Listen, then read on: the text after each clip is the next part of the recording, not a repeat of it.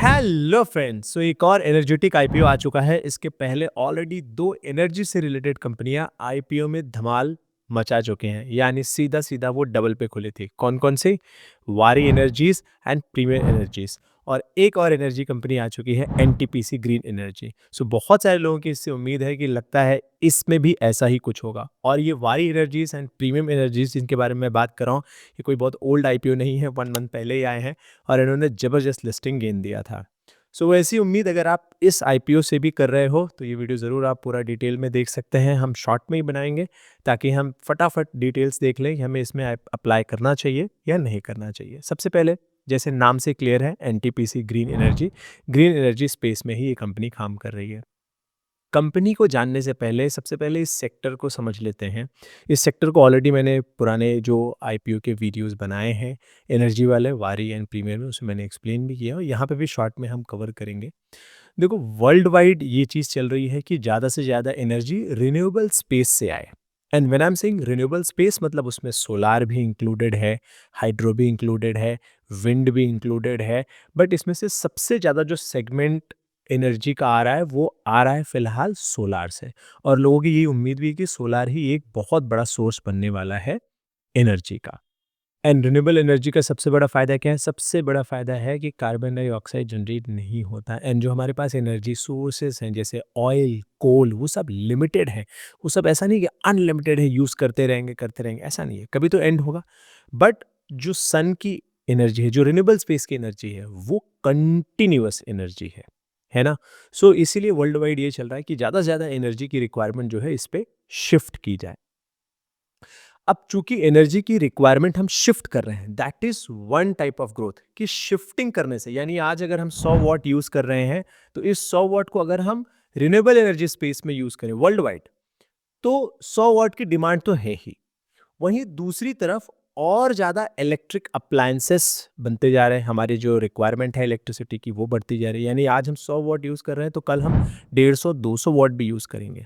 जो एक्स्ट्रा ये 100 वॉट की ग्रोथ आएगी, ज़्यादातर लोग चाहते हैं कि ये ग्रोथ रिन्यूएबल स्पेस से आए, यानी रिन्यूएबल स्पेस के पास बहुत बड़ा स्कोप है ग्रोथ करने का। एक, एग्जिस्टिंग को भी शिफ्ट करना है, दूसरा जो नई ग्रोथ आएगी उसको भी एक्यूमुलेट करना है। So that is the scope of this particular sector. इसीलिए इस सेक्टर के जितनी भी आईपीओज आ रहे हैं या कंपनियां हैं, उनकी वैल्यूएशन भी बहुत ऊपर है एंड लोग उनको भर भर के खरीदने के बारे में सोच रहे हैं। अब इसी चीज को जरा सा नंबर के फॉर्मेट में देखते हैं। जैसे हम ये सोच रहे हैं कि हमारी जीडीपी तो बढ़ने वाली है, इंडिया की ग्रोथ आना आने वाली है ना? तो ग्रोथ आने का मतलब क्या होता है? ग्रोथ आने का मतलब है कि एक सिंपल सी चीज अगर देखा जाए तो एक पर्सन, एक फैमिली ज्यादा चीजें कंज्यूम करती हैं, बेहतर अपनी लाइफस्टाइल को बनाने के लिए ज्यादा सामान भी इकट्ठा करते हैं। बात तो ये ट्रू है। उसको एनर्जी की बहुत ज्यादा जरूरत पड़ती है ये सब करने के लिए। जैसे आज से 10 साल पहले चले जाओ, जितनी हमारी एनर्जी की रिक्वायरमेंट थी उसकी कंपैरिजन में आज मल्टीफोल्ड बढ़ गया है। मतलब पहले तो फोन भी नहीं था, एक फोन चार्ज करना है आपको, आपको गाड़ी, अब तो गाड़ी भी चार्ज करनी है आपको। घर में इतने सारे बल्ब है, इवन 4 एलईडी तो वैसे ही हम लगा के रखते हैं। दिवाली में भी आजकल दियो की बजाय, यानी जो ऑयल का रिक्वायरमेंट था वो इलेक्ट्रिसिटी से रिप्लेस हो रहा है ना? तो एनर्जी की रिक्वायरमेंट लगातार बढ़ती रहती है जैसे जैसे इकोनॉमी बढ़ती है। यूएस में एक फैमिली जितना एनर्जी यूज कर रही है वर्सेस इंडिया में जितना एनर्जी यूज कर रही है एक फैमिली, बहुत बड़ा गैप है, लगभग 10 गुना का गैप है। यानी एक यूएस का पर्सन जितनी इलेक्ट्रिसिटी यूज कर रहा है, जितना रिसोर्सेस अर्थ का वो यूज कर रहा है, उसका 10 गुना कम इंडिया का पर्सन यूज कर रहा है। जैसे जैसे कंट्री बढ़ती है ये कंजम्पशन बढ़ते ही बढ़ते हैं। हर छोटी छोटी चीज के लिए इलेक्ट्रिसिटी की जरूरत पड़ने लगेगी और ये आप ऑलरेडी आप देख रहे होगे। इसके लिए मुझे स्पेसिफिकली कुछ बताने की जरूरत नहीं है। एक बार अगर यहाँ पे स्क्रीन पे भी फोकस करें, हियर यू कैन सी जो जीडीपी है वो यूनाइटेड स्टेट की लगभग 30 ट्रिलियन के आसपास है एंड हमारी जो जीडीपी है वो 3.5 ट्रिलियन, यानी 10 गुना कम है। And per capita electric consumptions जो हैं, ये 2022 का डेटा है, 12 मेगावाट पर आवर के हिसाब से है। And 12 megawatt hour, sorry not per hour, 12 megawatt hour के हिसाब से है। वहीं इंडिया का क्या है? 1.3 मेगावाट। अब आप सोचो 10 गुना कम है, यानी सबसे पहले तो 10 गुना हमारी रिक्वायरमेंट बढ़ सकती है अगर हम डेवलप कंट्री बनने की तरफ आगे बढ़ रहे हैं तो, विच इज विजिबल, हम उस तरफ बढ़ रहे हैं। नई ट्रेनिंग, नई सिस्टम, नया इंफ्रास्ट्रक्चर, सब कुछ हमें पूरा बहुत हेवी एनर्जी लगने वाली है।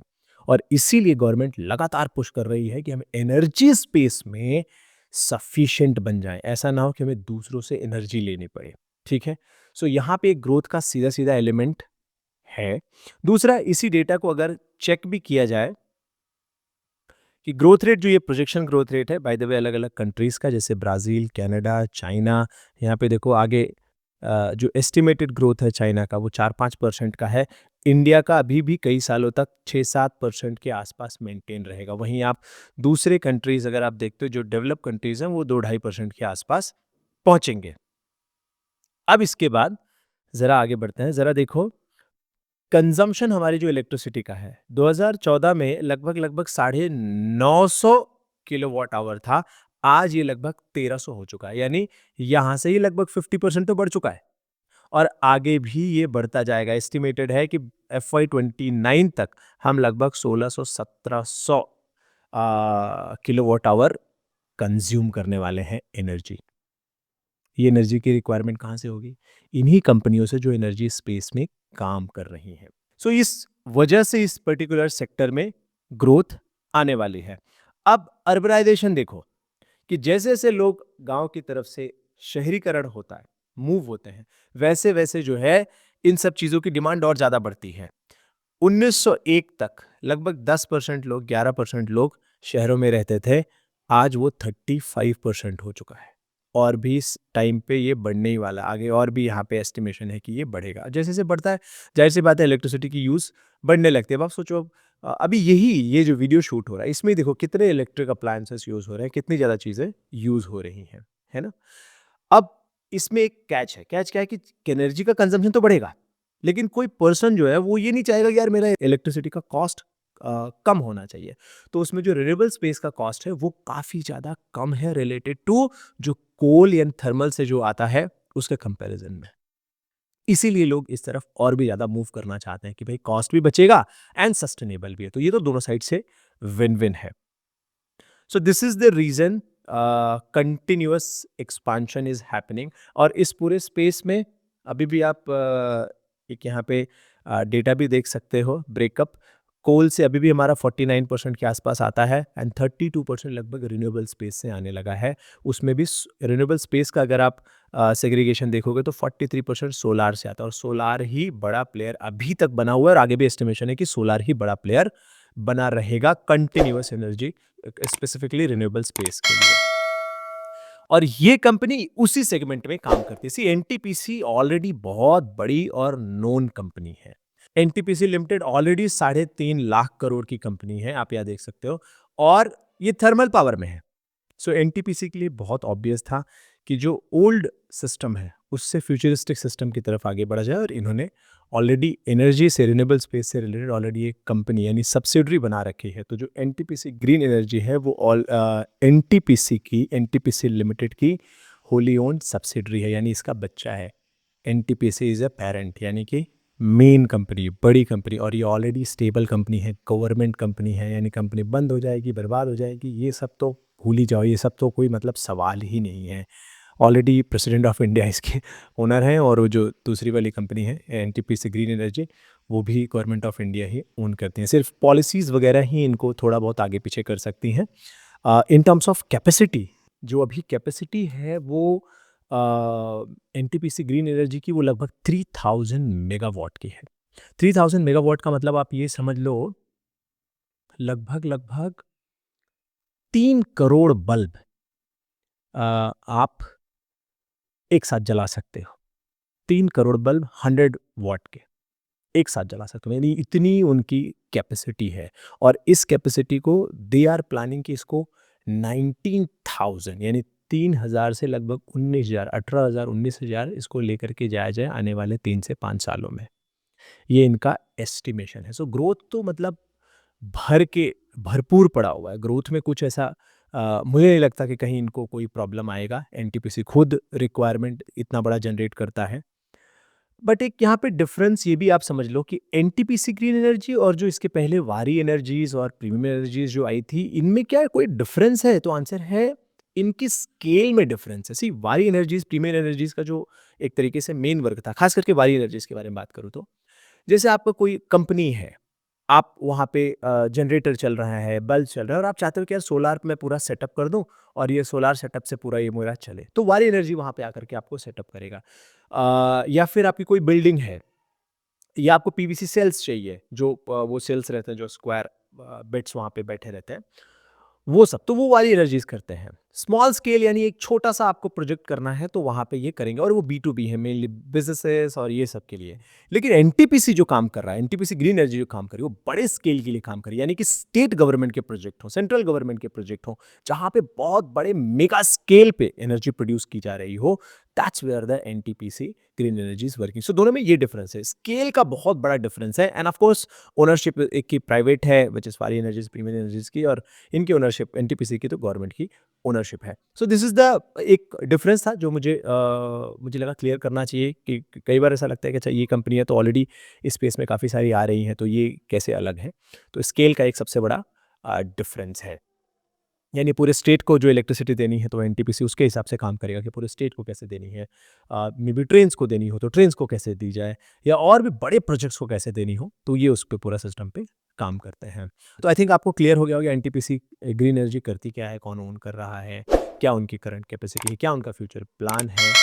एंड ऑफ कोर्स इस सेक्टर के बारे में अगर आप क्लियर रहोगे तो कोई ना कोई अच्छी कंपनी आप इसमें से ढूंढ के निकालोगे। लेकिन अगर आपको सेक्टर पे ही भरोसा नहीं है तो फिर फ़र्क नहीं पड़ता कि कौन सी कंपनी लिस्ट हो रही है, कौन सी कंपनी लिस्ट नहीं हो रही है। थोड़ा सा आईपीओ डिटेल में अगर हम आए तो ऑलरेडी 19 नवंबर को आईपीओ ओपन हो चुका है, 22 नवंबर की लास्ट डेट है, अलॉटमेंट 25 को हो जाएगा एंड लिस्टिंग जो है 27 नवंबर को इसकी हो जाएगी अगर आपको अलॉटमेंट लग गया तो। एंड ऑफ कोर्स जैसे कि रिटेल इन्वेस्टर्स का एक जो लॉट होता है वो लगभग 14,000 रुपये यानी 15,000 रुपये के आसपास का ही होता है। 10,000 करोड़ रुपया ये उठा रहे, फ्रेश इशू है, पूरा पैसा कंपनी में जाएगा, पूरा पैसा ये जो इस्तेमाल करने वाले हैं ग्रीन एनर्जी के लिए ही इस्तेमाल करने वाले हैं। हो सकता है कुछ डेट वगैरह इनको क्लियर करना हो तो उसमें भी इस्तेमाल कर सकते हैं।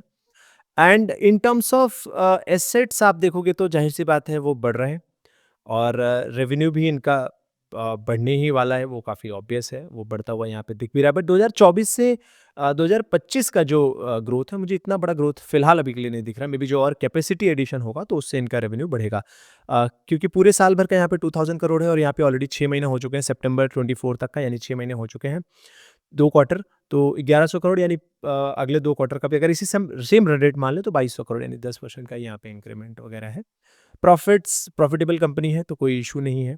बोरोइंग्स इन पे ज़्यादा है, कुछ पैसा में भी दे ये यूज़ करने वाले हैं लोन वगैरह क्लियर करने के लिए। That is I am not 100% sure, but एक बार ज़रा देखते हैं। Company process utilize next process towards the following object, wholly on subsidiary renewable species for repayment and prepayment, में भी कुछ इन अ फुल और पार्ट ऑफ आउटस्टैंडिंग बोरोइंग्स, थोड़ा बहुत बोरोइंग्स ये घटाएंगे।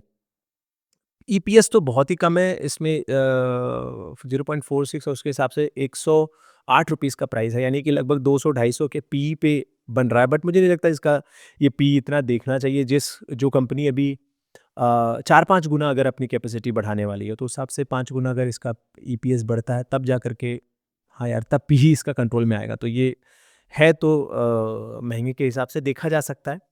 बट इस स्पेस में ना फिलहाल वैल्यूएशन ही बहुत ज़्यादा हाई है। स्पेस में जितने भी लिस्टेड हैं सबके सब लगभग हाई वैल्यूएशन पे लिस्टेड हैं और ये 10,000 करोड़ रुपया उठा रहे हैं। तो 10,000 करोड़ रुपया उठा रहे हैं, अगर आप सोचो तो 10,000 करोड़ के आईपीओ अलॉट होंगे और 10,000 करोड़ डबल होना बड़ा मुश्किल है। अगर जैसे वारी एनर्जीज कितना उठा रहे थे, हार्डली आई थिंक 1,000-2,000 करोड़ उठा रहे होंगे। वारी एनर्जीज आईपीओ एक बार ज़रा देखते हैं। वारी एनर्जीज ने लगभग 4,000 करोड़ रुपए का आईपीओ लेकर के आए थे और प्रीमियर एनर्जीज आईपीओ लगभग 3,000 करोड़ का। उसके सामने जो इनका आईपीओ साइज़ है वो है लगभग 10,000 करोड़ का, लगभग ढाई 3 गुना है। तो डबल होना थोड़ा-सा मुश्किल है और ऑफ कोर्स आप जानते हो मार्केट थोड़ा-सा साइडवेज़ हो रहा है। अर्निंग्स इस बार इतनी अच्छी आई नहीं है, तो मुझे नहीं लगता कि मार्केट का जो एक मोमेंटम रहता है उसका इसको बहुत ज़्यादा बेनिफिट नहीं मिलेगा। सो आईपीओ में लिस्टिंग गेन बहुत मुश्किल है, क्योंकि वैल्यूएशंस भी कोई ऐसा बहुत रीज़नेबल नहीं है कि अरे यार बहुत सस्ते में आ रहा है तो चलो ले लेते हैं, ऐसा नहीं है। सो वो फ़ायदा तो नहीं मिलने वाला है। लिस्टिंग गेन मुझे नहीं लगता बहुत ज़्यादा होगा। नेक्स्ट इज़ क्या अप्लाई करना चाहिए? आई वुड से मैं नहीं अप्लाई करने वाला हूँ। वो क्लियर है। मैंने I think Premier Energies apply किया था, वो लगा है, तो मैं उसको अभी के लिए होल्ड कर रहा हूँ। इसको लिस्ट होने दूँगा, बट डेफ़िनिटली मैं वॉच लिस्ट में रखूँगा। ये तो क्लियर है, क्योंकि एनर्जी स्पेस है, एक अच्छा स्पेस है, इन्वेस्ट किया जा सकता है, तो मैं इसको वॉच लिस्ट में रखूँगा। कभी ऐसा लगा कि हाँ यार, अब ये सही लग रहा है, इन्वेस्ट करना चाहिए, तो तब का तब देखेंगे। बट अभी मैं अप्लाई नहीं करने वाला हूँ, और मैं सजेस्ट भी नहीं करूँगा कि इसको अप्लाई करने की कोई इतनी बहुत बड़ी दौड़ है। आपको करना है तो कर सकते हो। 2-3 साल के लिए, 4 साल के लिए आप मे बी होल्ड करोगे तो पैसा ज़रूर बन जाएगा। ये मुझे इसमें लग रहा है। जिस हिसाब से वो कैपेसिटी अगर एक्सपांशन कर रहे हैं, 3000 करोड़ से अगर कोई 18,000 करोड़ की कैपेसिटी ले जा रहा है, तो यार प्रॉफिटेबिलिटी तो ज़बरदस्त जंप होगी। उसका बेनिफिट डेफ़िनिटली शेयर प्राइस में दिखना चाहिए। डेफ़िनिटली दिखना चाहिए। अगर आपका कुछ व्यू है, कुछ क्वेश्चन है, कुछ थॉट है, तो आप कमेंट सेगमेंट में भी शेयर कर सकते हो। And one very important point जो मैंने कई बार रिपीट किया, मैं एक बार फिर से रिपीट करता हूँ, IPO is not a wealth creation strategy. ज़्यादा से ज़्यादा एक लॉट आपका लग जाएगा 15,000 का, मान लो डबल पे भी खुला, 15 का 30 हो जाएगा, कोई ऐसा मैजिक नहीं हो जाएगा। आप वेल्थ क्रिएशन के बारे में सोचो कि हम 3 साढ़े 3 ट्रिलियन डॉलर से 30 ट्रिलियन डॉलर की इकोनॉमी बनने वाले, 10 गुना पूरी इकोनॉमी खींचने वाले अगले 20-25 सालों में। ऐसे में आपको लॉन्ग टर्म सोचना चाहिए कि मैं कैसे अपनी इन्वेस्टमेंट को रेगुलर रखूं और एक बड़ा मैसिव वेल्थ बनाऊं, जिससे लाइफ में कुछ चेंज हो, बदलाव हो, आने वाले जनरेशन के लिए एक बहुत बड़ा वेल्थ बने। IPO is good to have option कि ठीक है, लग गया, थोड़ा बहुत एक्स्ट्रा पैसे बन गए पिज़्ज़ा खाने के लिए, थोड़ा पार्टी जाने के लिए, थोड़ा इधर उधर घूमने के लिए, that is good to have option. ठीक है, सो इसको never ever consider this as a wealth creation strategy. Do not crave for it कि अरे मेरा आईपीओ नहीं लगा, अरे काश मेरा आईपीओ लग जाता, काश मेरा पैसा डबल हो जाता। मैं आपको बता रहा हूँ ना, जिसका डबल हो भी गया है, क्या ही कर लिया उसने, क्योंकि वॉल्यूम इतना छोटा है। सी, अगर आप 10 लाख लगाते हो वो 20 लाख बन जाता, तो फिर ठीक है। बट 15,000 लगा के भी 30 हुआ, तो कुछ ऐसा बहुत मैजिक नहीं है। ये जस्ट माइंड में रखो। इसका मतलब ये भी नहीं मैं बोल रहा हूँ कि मत ही अप्लाई करो, बट मैं बोल रहा हूँ जस्ट इसके लिए क्रेव मत करो कि अरे मुझे करना ही है, मुझे तो जल्दी से करना है, मुझे तो लगना ही चाहिए, वो सब के चक्कर मत पड़ो। रिसर्च मिल गई आपको, समझ में आ गया, आपको अप्लाई करना है, दैट्स गुड टू हैव। नहीं अप्लाई करना है तो भी छोड़ दो। ग्रे मार्केट प्रीमियम भी इसका देख सकते हैं। ग्रे मार्केट प्रीमियम मुझे नहीं लगता इतना ज़्यादा इसका चल रहा होगा। ये रहा NTPC Green Energy IPO as of November 19, the state-owned NTPC Green Energy Limited's initial public offering has grey market premium of 1.15 rupees, यानी 108 रुपये का साइज़ है, उसके सामने 1 रुपये है नहीं, मतलब 1% भी नहीं है यार। तो मेरे हिसाब से तो ऐसा कुछ क्रेव नहीं करना चाहिए आपको कि अप्लाई करना ही करना है। So this was our view. बाकी आप अपना इंडिपेंडेंट डिसीजन बिल्कुल ले सकते हो। अगर आपका कुछ थॉट है, व्यू है, क्वेश्चन है, तो please do post in comment segment. Thank you so much for watching the complete video. Thank you so much genuinely.